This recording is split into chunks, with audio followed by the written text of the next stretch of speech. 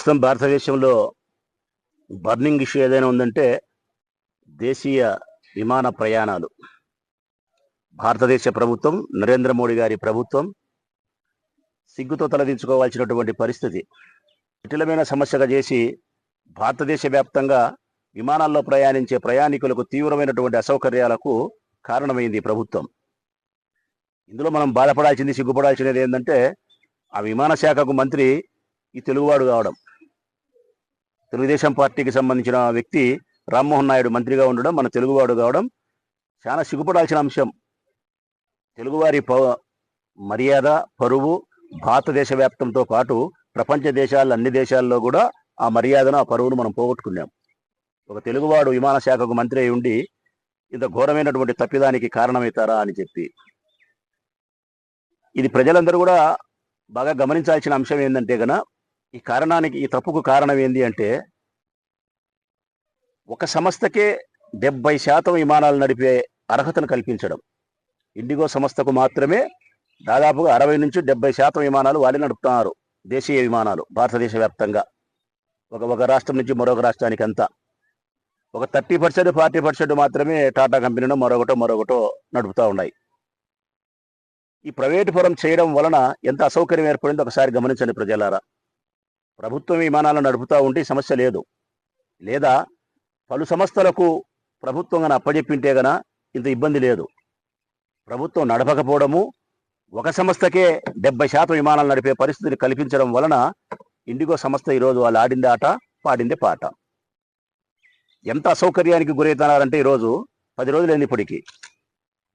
హైదరాబాద్ నుంచి ఢిల్లీ పోవాలన్నా, బొంబాయి పోవాలన్నా, ఇంకో చోటికి పోవాలన్నా, ఎక్కడికి పోవాలన్నా కానీ తీవ్రమైనటువంటి అసౌకర్యం. ఈ ఎయిర్పోర్ట్లు ఎట్లున్నాయని చూస్తే టీవీలలో మన పొద్దుటూరు బస్టాండ్ మాదిరి ఉంది. పొద్దుటూరు బస్టాండో, మైదుకూరు బస్టాండో మేలు. ఎర్రగుంట రైల్వే స్టేషన్ ఎట్లుంటుందో, లేకుంటే రేణగుంట రైల్వే స్టేషన్ ఎట్లుంటుందో ఆ రైల్వే స్టేషన్లను, ఆ బస్ స్టాండ్లను తలపిస్తున్నాయి ఎయిర్పోర్ట్స్ అన్ని కూడా. అందుకే తక్కువ మంది సిబ్బందితో ఎక్కువ విమానాలను, ఎక్కువ ట్రిప్పులు దేశీయంగా ప్రయాణింపజేస్తుంది ఇండిగో. వారు నడుపుతూ ఉండబడిన విమానాల సంఖ్య ప్రకారము ఒక ఊరు నుంచి ఒక ఊరికి పంపే ట్రిప్పులు ఎన్నైతే ఉన్నాయో దాని ప్రకారం అయితే కనీసం అంటే ఇంకొక 2000 మంది పైలట్లు కావాలా వాళ్ళకు. ఇంకో 2000 మంది పైలట్లు కావాలా. 900 మంది పైలట్లతో వాళ్ళు విమానాలు నడుపుతున్నారు. ఒక మనిషి 8 గంటలు, 4 గంటలు, 5 గంటలు, 6 గంటలు పని చేస్తే మెదడు సక్రమంగా ఉండి పని చేస్తాడు. వాడు తెల్లవారులు పని చేయాల్సి వస్తే ప్రమాదం జరుగుతుంది. విమానం నడిపేవానికైనా కానీ మనుషుల యొక్క ప్రాణాలు గాలిలోనే కలిసిపోయే పరిస్థితి ఉంది. ఎక్కువ మంది పైలట్లు పెట్టుకుంటే 4 లక్షలు, 3 లక్షలు, 5 లక్షలు నెలసరి జీతాలు ఇవ్వాలి. తక్కువ మంది పైలట్లతో, తక్కువ మంది ఆఫీస్ సిబ్బందితో ఎక్కువ విమానాలను, ఎక్కువ ట్రిప్పులను నడపడం వలన ఈ అసౌకర్యం జరుగుతుంది. కాబట్టి, ప్రమాదం జరుగుతుంది. కాబట్టి మీరు సిబ్బందిని పెంచండి అని చెప్పి భారతదేశ ప్రభుత్వం చెబితే మాకు కుదరదని చెప్పి వాళ్ళు మొండికేసి భీష్మించుకొని కూర్చొని ఈ పని చేసినారు. ఇప్పుడు ప్రభుత్వం ఏం చేస్తుంది?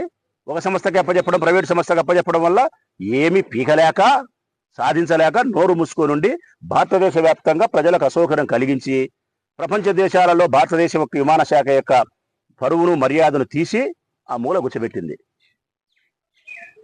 ఇది జరిగిన తతంగం ప్రజలారా. ఛార్జీలు ఎంత పెరిగినాయంటే హైదరాబాద్ నుంచి ఢిల్లీకి పోవాలంటే మామూలుగా అయితే 5,000 నుంచి 10,000 ఉంటుంది. ఎక్కువ రోజుల ముందు మనం బుక్ చేసుకుంటే కనుక 5,000, 6,000, 7,000 కూడా వస్తుంది. లేదంటే 10,000, 12,000 వస్తుంది. ఇప్పుడు ₹1,00,000 అంట.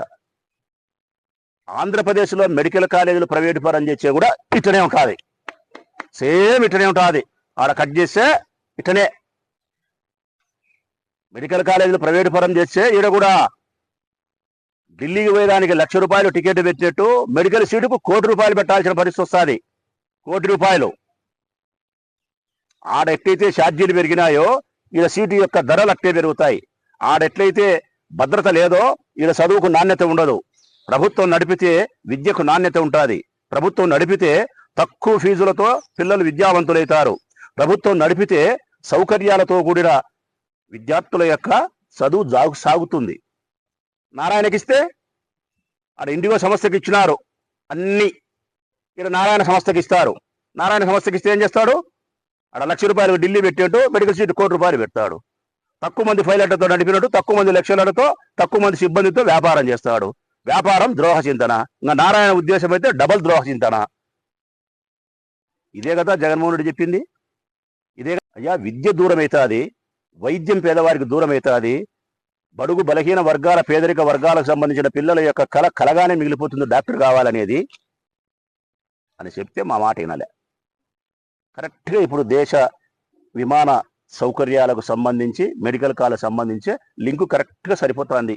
వీడికైనా బుద్ధి రావాలా చంద్రబాబు నాయుడుకు.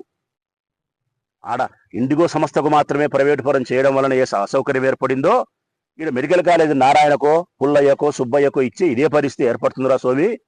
జగన్మోహన్ రెడ్డి గారు చెప్పింది సత్యము, 1,00,00,000 సంతకాలు ప్రజలు చేసినది సత్యము. అందుకే నా బుద్ధి మారాలా, నా మనసు మారాలా అని చెప్పి మనసు మార్చుకుంటే పర్వాలే.